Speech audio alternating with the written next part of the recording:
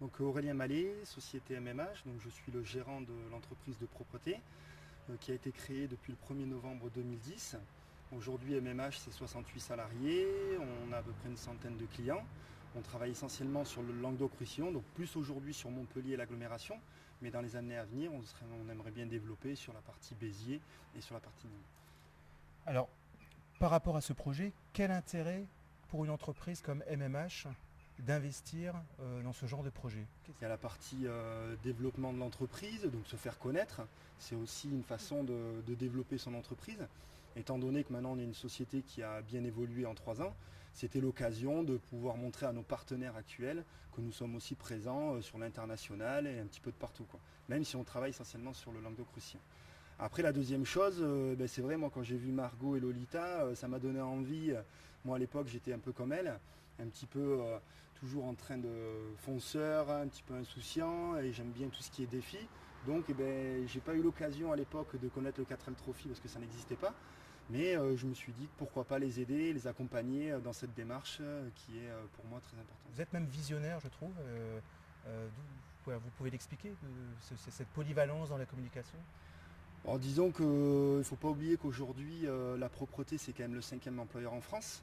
Donc on ne nous voit pas beaucoup mais on est quand même énormément en place sur beaucoup de secteurs d'activité. Et puis aujourd'hui, pourquoi pas faire de la publicité parce qu'on fait de la propreté. Je pense que c'est important de pouvoir se montrer à tout le monde que nos salariés travaillent autant le soir, le matin. On travaille souvent en dehors des horaires de travail. Donc on est là, on existe. Donc j'estime que c'est important de pouvoir faire de la pub et de communiquer là-dessus. Une expérience qui est riche pour vous?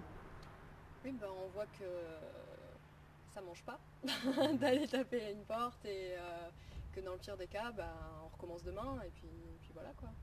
Ça, ouais, ça, comme je disais tout à l'heure, ça motive, ça donne de l'espoir. On vous a fait perdre du temps, des fois il y a des personnes qui vous ont fait perdre du temps? Ça arrive, hein. Bon, moi je suis moi-même commercial, donc je sais que des fois on vous fait perdre du temps. Vous avez été Une fois, oui, un supermarché qui nous avait dit qu'il nous rappellerait, et jamais. Et puis après, là, en fait, on est en attente, donc on ne sait pas encore si on va avoir du temps perdu, on verra. Vous dites que maintenant vous avez MMH, comme ça il va signer le supermarché. Ah oui, bah ça, c'est sûr que ça donne Bah oui. du poids dans notre argumentation. Allez-y.